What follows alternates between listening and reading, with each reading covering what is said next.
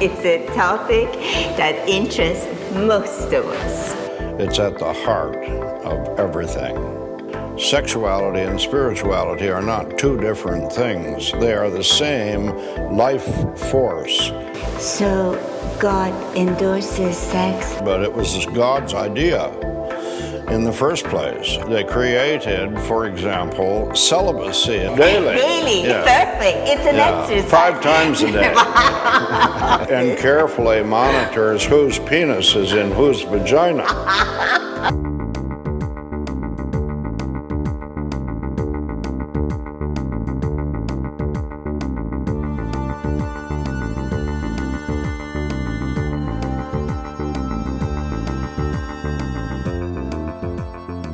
To all true lovers, past, present, and future, who wish to be really present to their beloved in the moments of play and ecstasy, and who are willing to do the hard work of learning all the valid techniques of tenderness and attention.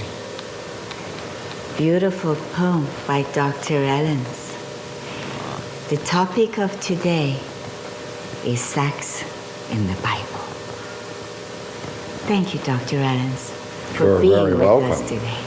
It's a pleasure to be here, and it's always a delight to talk about sex. Yes, it's a topic that interests most of us. Well, and it's so important. That's why it's so interesting to talk about. It's at the heart of everything. It's at the heart of everything. So you're saying that our commerce is a lot based on sex, our growth, history, passage of time, so much is intertwined with our sexual desires, sexual needs, and intimacy? Well, that's really true. Sexuality is at the core of our self, our being, just as spirituality is at the core of our being. Sexuality and spirituality are not two different things. They are the same life force at the center of ourselves. So they are linked as the life force, as being like the branches of the same exact tree. And they are not only linked, but they are the same force. They're the same, one and the same. Wow, are you hearing this? This is even, much further than I would put it. When that life force in us reaches out in a psycho-ethereal way, it's our longing for and our reach for God and the eternal, for that kind of connection and relationship, and we call it spirituality. And when that same life force, that same hunger for meaning and connection and relationship reaches out psychosomatically through our bodies and our physiology and our chemistry, and it reaches out for a relationship with another person, we call that sexuality. Those are the same drives, the same force, the same reach for connection and union with someone else, God or another human.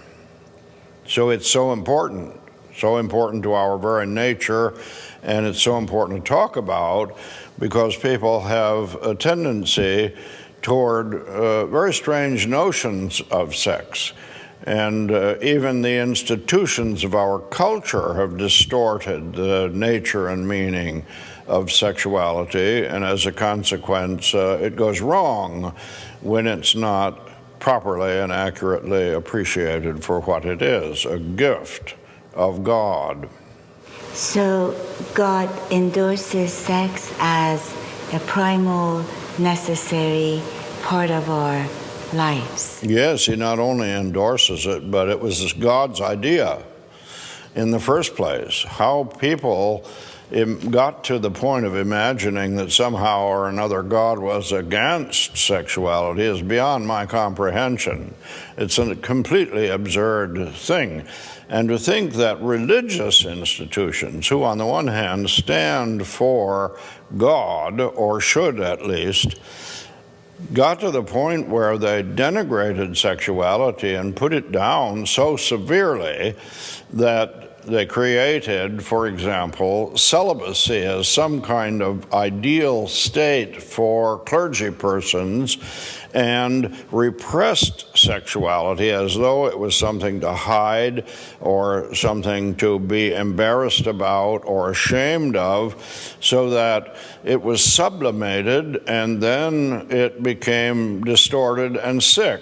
And so, the church has a lot to answer for in this world for the way in which its repression of sexuality through the last 2,000 years has produced sick sexuality, because it was so repressed and subverted and pushed into the dark, where it was created into all sorts of negative things. So the church has helped to produce that immoral behavior of sexuality that is actually supposed to be a very necessary part of our daily, I wouldn't call it daily. Yeah. Yes. Daily. Yeah. Perfect. It's an exercise. 5 times a day. You have in your book about moralization.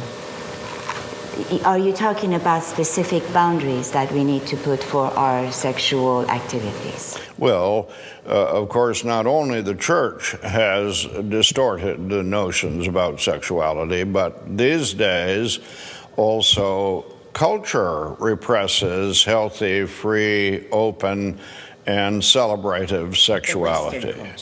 Western culture. And that's probably as influential on the church as the church is on the culture in that regard.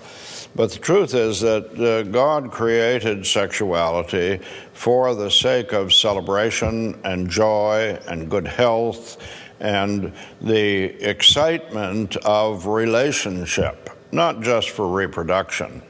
Reproduction is attached to the exotic thrill of orgasm, but it's interesting, but not particularly critical, that is the connection. God gave sexuality for the sake of the celebrative qualities of it. So sexuality is part of our vitality. Yes, well, God says in Genesis 1, or at least the prophet reports this, God saying, "Let us make human beings in our own image, male and female." That means that to be in the image of God, you have to be male and female. You have to be sexual. Obviously, God is a very sexual person. God is a very sexual person. Maybe we could even say God is a very sexy person. Yes, I agree with that. That's how I see it, because nature shows us that. Everything the birds and nature. The bees and, everything about wind is sensual to me. And wind is also the symbol, the sign, the same word for spirit in the Bible. Isn't it, Doctor? Well, I've said before that I think God is really only heavily invested in beauty. And all of these other things God affirms and is for and created and emphasizes all contribute to beauty. And God is for truth and morality and honesty, because God is into beauty, and all of those contribute to it. And the sensuality of nature, the beauty of every aspect of nature, whether you're looking at the rose blossoming outside your window, or whether you're looking at the most remote constellation in the universe, it's so beautiful. And that's very sensual, and sensuality is very closely related to sexuality, and it's a gift of God. It thrills our spirits, not just our bodies. And as I mentioned, commerce. Look at how much is dedicated to beauty and sensuality. Fashion, cosmetics, apart from surgeries to enhance ourselves, just makeup, creams and lotions, for our skins. And the aesthetic of, even goes further to our living, colors that we put around us, on the walls, the curtains. And the business of entertainment, so much is around sensuality and to connect us to that right path of being sensual, feeling sensual. God intends us to be very celebrative about our sexuality in every way possible. And so it's completely appropriate that human beings have channeled their sexual energy into creative imagination in developing all sorts of beautiful things.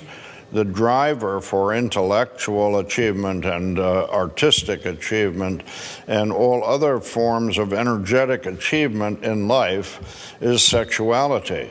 So I had the sex? experience of being treated for prostate cancer, and that really destroyed my libido.